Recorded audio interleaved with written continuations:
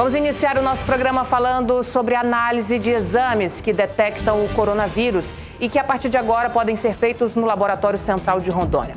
Essa medida, segundo o governo do estado, deve diminuir a demora nos resultados. SIC TV, de olho no coronavírus.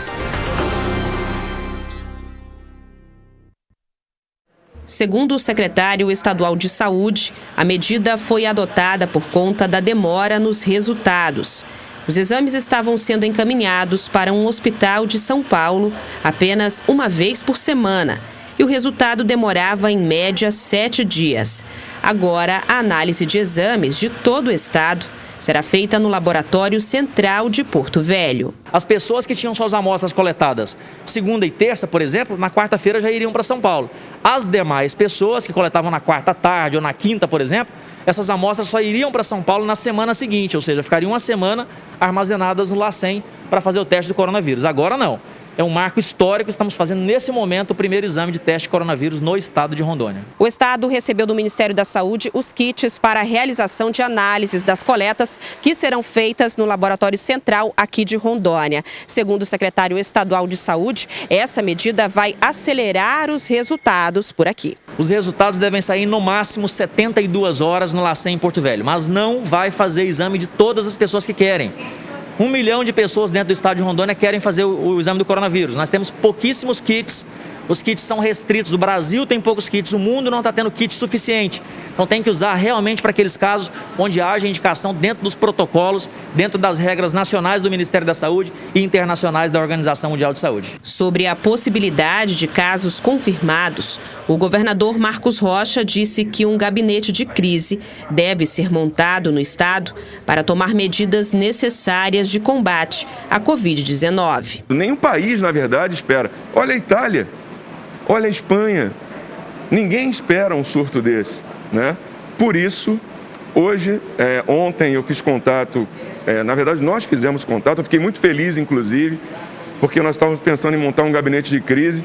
Recebi o telefonema tanto do presidente do Tribunal de Contas, Dr. Paulo Cury, recebi o telefonema também do Procurador-Geral de Justiça, o Dr. Aloildo, e nós decidimos fazer um gabinete de crise que vai ter o nome de Gabinete de Acompanhamento, né, e Combate, por exemplo, ao coronavírus. Fernando Máximo explica ainda as dificuldades de assistência por meio da Central de Atendimento de Saúde do Estado. Os municípios têm que ter, cada um deles, um telefone fixo, alguns já têm. Eu sei dos municípios de Porto Velho que tem Jaru, Cacoal, Rolim de Moura, São Francisco do Guaporé, mas o ideal é que os 52 municípios disponibilizem um telefone e profissionais de saúde para ficarem atendendo, porque senão cai tudo numa central única do estado e não consegue atender.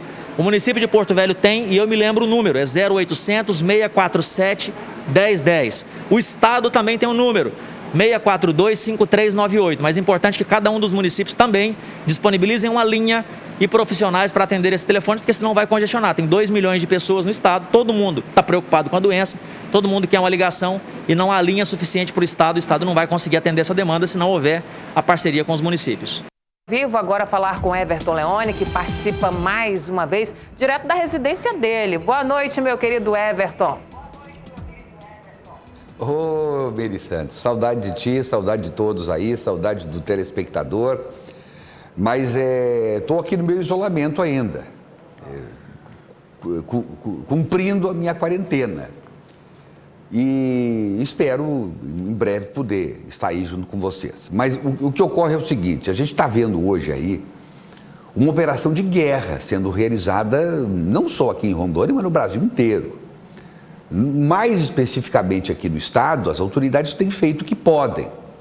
A novidade maior é que, coincidentemente, com a reclamação de um casal lá de Ariquemes, dizendo que os exames demoravam mais de uma semana para sair daqui, quer dizer, o mistério foi desvendado.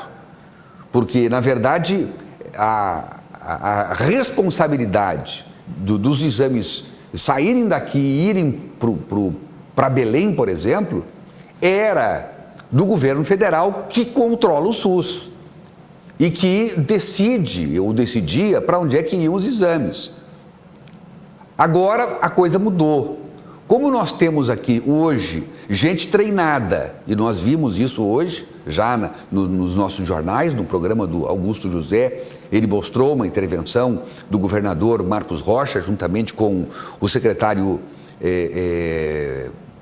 Fernando Máximo, quando eles apresentaram a biomédica que foi para treinamento lá em Belém do Pará, no instituto que lá existe, e retornou já em condições de fazer os exames aqui. Os kits também chegaram, evidentemente, tudo mais ou menos já concatenado, porque no Brasil inteiro também isso aconteceu, e isso faz com que o Estado tenha condições, a partir de agora, de fazer os exames e, no máximo, em 72 horas, o resultado sai e aí vai se saber exatamente qual o diagnóstico apresentado e qual o caminho a se seguir com o paciente. É um momento de muita apreensão, é um momento de muita tensão.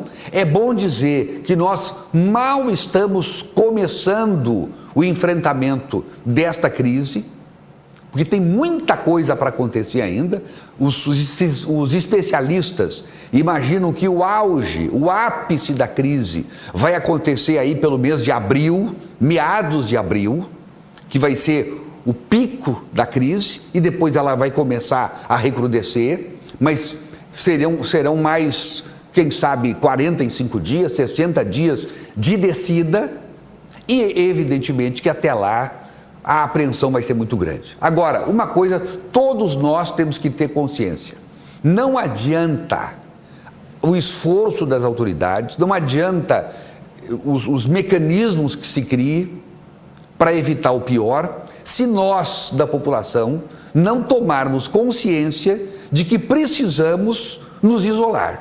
Precisamos tomar os cuidados necessários para que a gente não receba o vírus e também não espalhe o vírus por aí. Então, a participação da população é fundamental. Se toda a população estivesse trabalhando e enfrentando a coisa com a extrema consciência necessária, nem precisaria toda a criação de gabinete de crise e assim por diante, porque se trataria apenas dos doentes. O problema é que o Estado tem que estar toda hora fazendo os avisos, os alertas, os meios de comunicação fazendo a mesma coisa. Nós aqui estamos cumprindo o nosso papel também, no sentido de conscientizar a cada cidadão que nós somos responsáveis pela proliferação do vírus. Então, nós podemos evitar que as coisas atinjam uma dramaticidade que ninguém quer que seja atingida. Eu fiquei sabendo hoje, por exemplo, por um telespectador nosso, querendo saber informações, se era possível o deslocamento de um ônibus daqui para Cujubim para uma disputa de um jogo de futebol lá naquele município. Mas, pelo amor de Deus... Mas sabe, mesmo que não houvesse a proibição, é uma insensatez colocar 30, 40 jovens dentro de um ônibus, talvez alguns nem tão jovens assim, para se deslocarem até Cujubim, deve dar o quê? 5, 6 horas de viagem, talvez um pouco menos, mas todos dentro de um ambiente fechado. Eu duvido que não volte de lá gente que tenha contraído o coronavírus. Não é possível se imaginar uma situação dessa. E o pessoal do time de futebol, segundo o Márcio Rodrigues me falou, estava querendo saber se pode fazer a viagem. Se pode, até ir para o inferno, se quiser. Agora, parem um pouquinho, bom senso, desistam disso, parem com isso. Nós estamos enfrentando uma guerra contra um inimigo invisível, que nós nem conhecemos direito ainda. Só sei que ele mata e que ele está destruindo, lamentavelmente, também a economia desse país que nós vivemos e do mundo inteiro. Lamentavelmente. Meire Santos.